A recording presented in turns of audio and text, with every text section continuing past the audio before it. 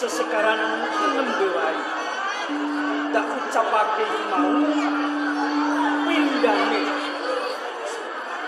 kaya isratine pun paman kaya jagat ora ana wanita sing bisa mapan oleh kelene ati kejaba mung sinamu paman ronggokan semanten kula paman sira kula mangertos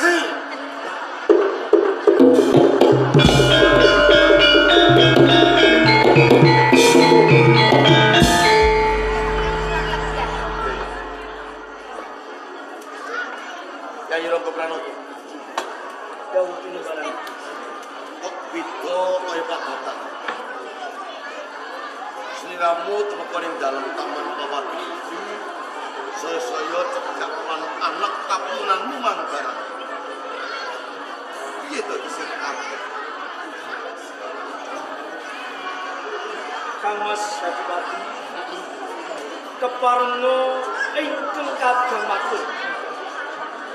Namung kemawon menawi mangke atur yang jubana wonten penggalih panjenengan kersa panjenengan bedah jolo niki paring agung samudra paksima dhateng kula. Rene sira mung katangku kepriwae wong tuwa saking pangapura. Coba matur ketuto ya. Anggen kula tedhak wonten ing taman pamargi iki. Saengga kula wirenggan kalian Manggaranti cetanipun kula tresna kalian Manggaranti Kang Mas. Tresna kalian Manggaranti.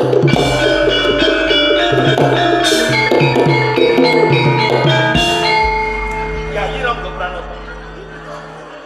Kuwi ra yo mesti Manggaranti kuwi anak keponakanmu. Jalan siramu kuwi kadangkuan lho. Upama sliramu matur kalamuta tresna ki lumrah.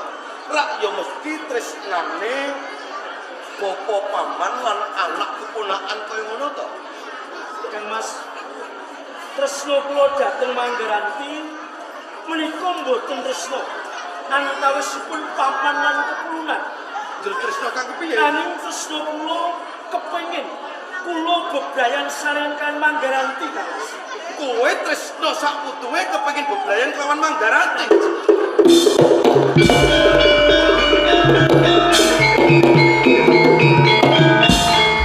Opak rasa pangku.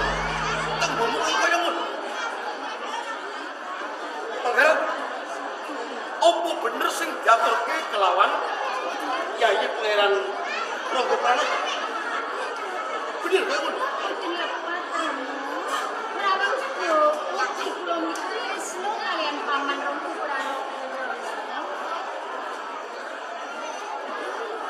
Aku notok kawula nang Kabupaten Pati Weso. Lumaku mancak ora sampe kono. Ning aku notok warga wae ora bisa. Magaran upama kowe iki detalingan mripatmu rak yo weruh to. Sopo Rangga Pranoto? Kae kapan aku pamanmu?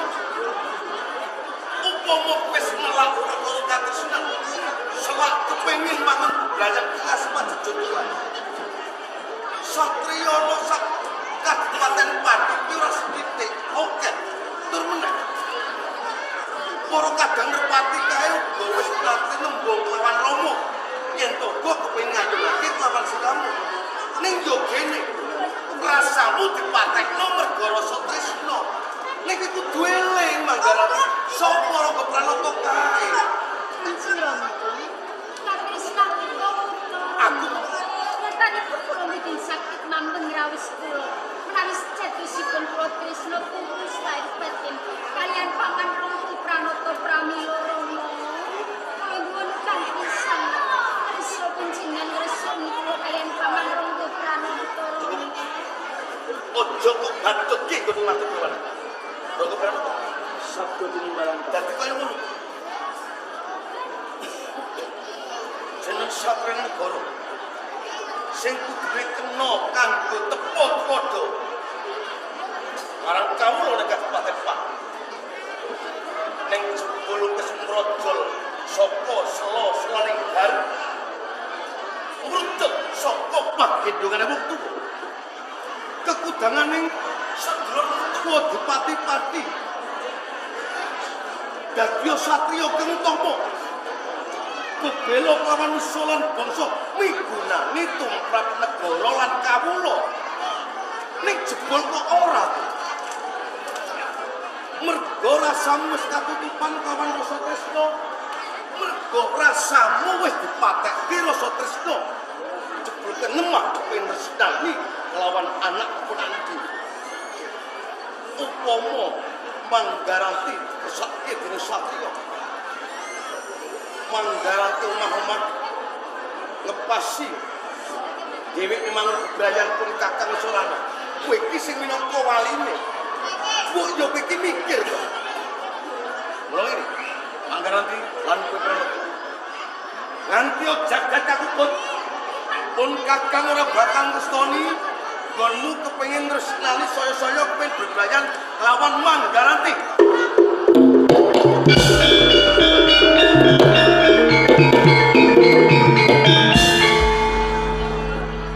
Kang Mas, bantu. Mugi paring kawelasan dhateng ing Kakang. Aku kudu welas. Jalaran kula sampun sumpah sinek-sinan buminan langit menawi boten kelampahan kula mangkon bebrayan sarengan kalian Manggaranti. Mung pejah kula. Apa wis tak wanita ning Kadipaten Pati saliyane anak ponanmu Manggaranti? Oke, wanita sing ayu. Sak liyane anak ponanmu Manggaranti. Mbok yo yen tok iki wis kepengin omah-omah, wis kepengin rapi. Golek wanita sing selgan. Iki keponakanmu dhewe, iki padha karo anakmu dhewe Pranata. Mergo kowe ngugepi rasa tresna nganti kowe utuh, nganti mati rasamu. Iki kok anggap wong liya kowe iki kepriye to, Lele? Kowe iki kadange bupati sing kudune bisa kanggo panutan para kawula. Nek kok tumindak munggasruh kaya dene tumindake kawula cepet sing mapan ana karo pradesan. Ora, aku ora bal mangestoni. Lho, tinimbang mengkone kowe sedhepun kono Kadipaten Pati ora ketang kanthi cara sesideman. Kanthi cara dedebitan kowe mesti sik sambung tresna kelawan Manggaranti. Wiwit iki anggonmu sambung tresna kelawan Manggaranti pisake ora mung cukup iki. Rangga Pranata kudu ninggalke Pati selawase.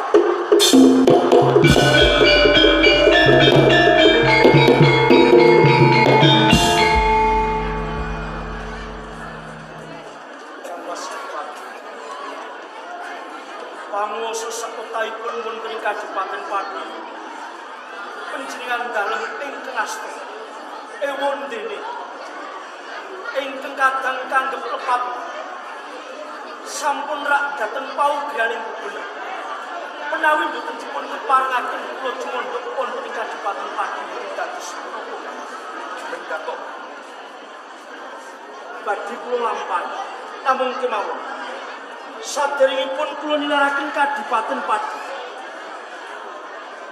Kula badhe titip meling dhateng panjenengan. Arep titip meling apa? Menawi benjang punten lairipun Ponang Jabang saking guwa garbanipun Manggaranti. Takon wong tuane sampun terus nutuh dhateng kula.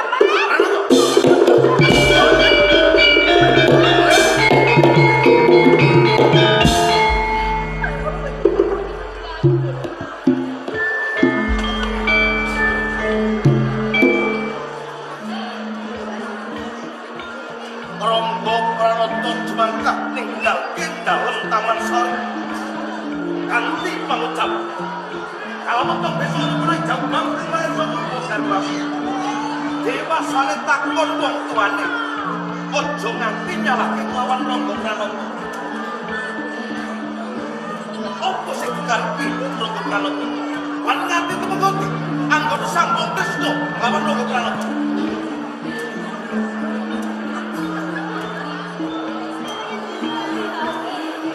Sampun mementingkan Candra. Kowe meteng.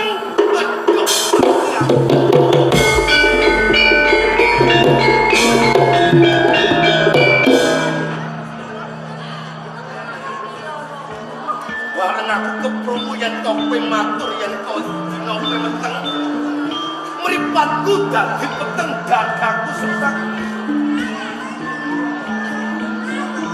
Kok ngono to kowe Manggaranti?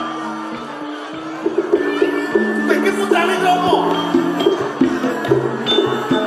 Besok sing tak domo-domo kowe terkawe bawan ana ing Kadipaten Pati.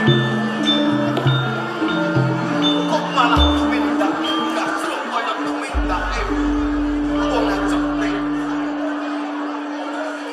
Kowe iki wanita. Tembung wanita kuwi kudu wani ditata manut perintahe wong tuwa. Lho kowe iki wong wadon apa? Kowe iki wanita apa? Wong wedok kok nyah-nyoh. Penak yo. Ya ya wis kadung meteng ngene iki terus piye? Rama kudu piye? Piye? Kepengin gaul kelawan pamanmu Rangga Pranata. Apa mengko Rama ora bakal dipoyoki kelawan para kawula Kadipaten Pati? Apa aluke kawula Kadipaten Pati yen tok ngerti? Kae lho, Manggaranti putrane Dipati Pati duka omah-omah kebrayan kelawan pamane dhewe. Wis. Aku ini iki terus kudu piye yo? Ya aku kok malah bingung karepku dhewe. Mikir kowe, mikir negara, mikir kawula. Wis ngene. Arep sawetara wektu kanggo tutupi pepati. Sliramu ora tak keparengake bios sodon dalem Taman Sari. Teges kowe tak selok. Ojo nganti pepati anggonmu bobot dimangerteni dening para layang praja saya-saya kawula. Nganti ngerti. Tinggal topo bidara kenapa? Apa?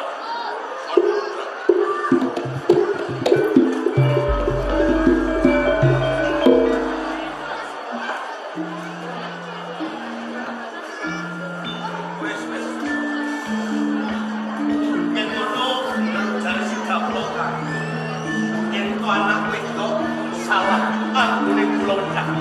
Iki ora bakal urip botok ning malah bakal tawa. Jebul aku dhewe sing ngrasake aduh aku kudu piye.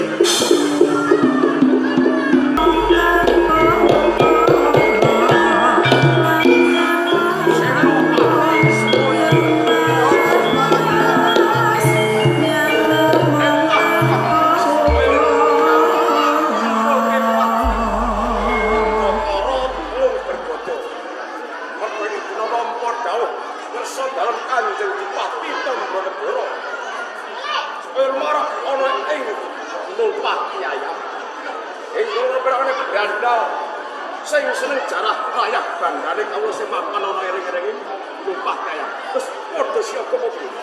Sedaya prajurit sampun siap poin kaki namung nunggu jauh dhumateng jenengan. Kaya ngono. Bagus. Wiwit saka Kabupaten Pati terus jadi numpak kaya. Aku jaluk cepake titian paman kene. Estoaken jauh. Saka poin para tamdawa. Siap poin makarso. Mestio sanjo kaul maksana makito-kito. Aja!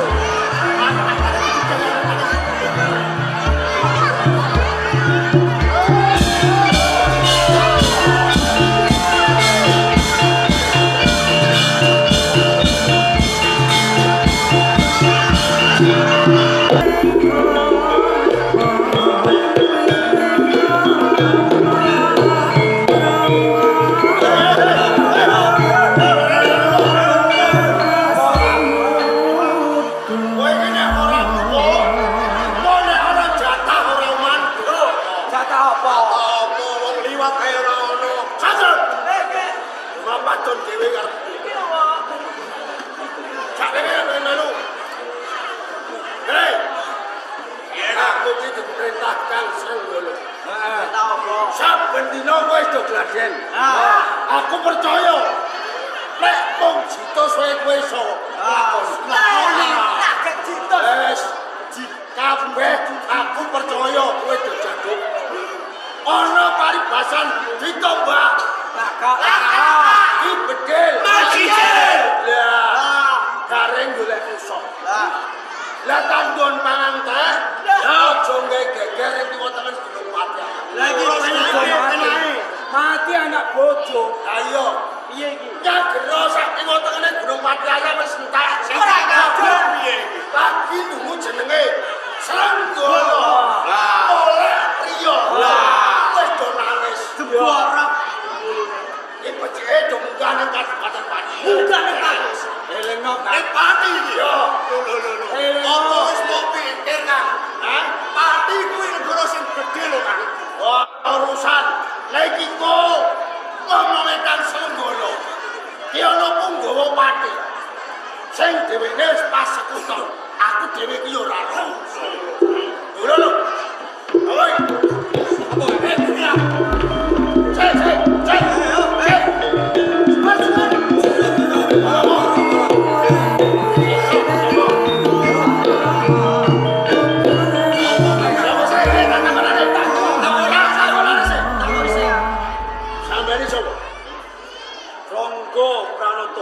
Arep sekali ke sakojo. Ora. Ronggo. Aku iki kalebu kadang dalem Kabupaten Pati. Ronggo Pranoto. Mongko welinge Kakang Srenggolo. Jenenge iki ana tatane ngono kok. Menawa iki mbok iki kowe nyebut jeneng Srenggolo. Pancen nalika semono aku tahu pas sekutun lawan Srenggolo. Wah, dados sampean iki. Ngapunten. Wah, nggih. Kula niki adine. Kula golek priya. Niki bocah-bocahe Kakang Srenggolo. Ngene. Mergo nalika semono aku wis tau perintah lawan Srenggolo. Supaya ngladi bocah-bocah. Iki wis tiba titi wancine. Mergo dina iki aku wis katundung saka Kabupaten Pati. Oh, kowe kabeh supaya ngrusak ning Kabupaten Pati. Wah. Lepasi. Niki tandon kanan dompon telas. Kula ki ajeng damel geger, ajeng rampok teng Pati. Kena kok mbok pawadan. Nggih, kula teng Sawitan Ungu bakal nupung gawa saka Pati kang temeka oleh Gunung Pati ayam. Kersane mboten ngawis tarani jenengan kanggo mawon. Wis nggih. Halo. Nah. Yo. Sopo le?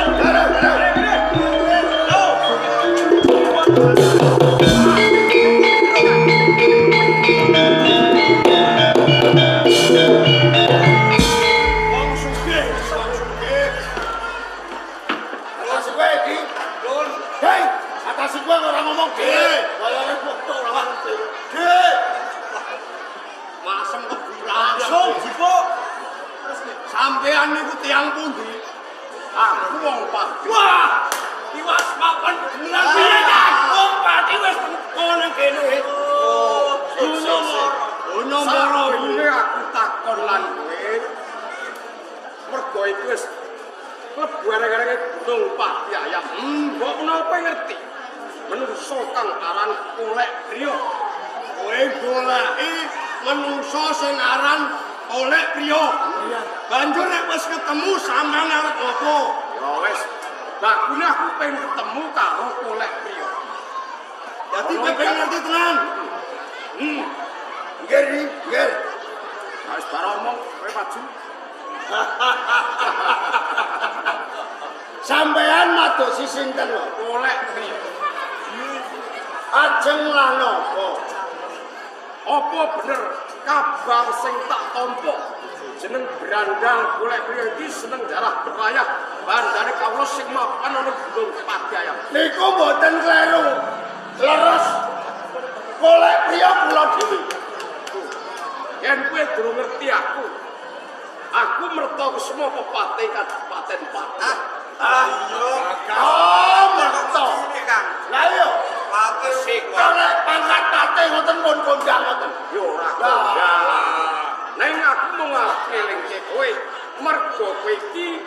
gawe kapitnane kawula ning Kene. Gusti Patih. Kula niki mboten edan.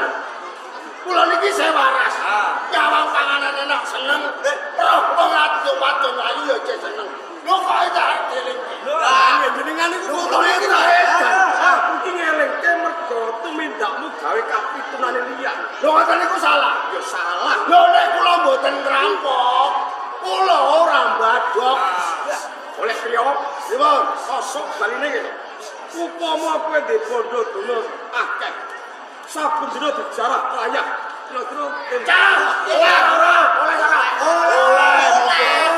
Monggo. kok apik. Lho nek syarate. Syarate piye? Nek saged. Bisa. Monggo iki ana sing bisa nyekel karo kowe. Sinten? Lho, kembali.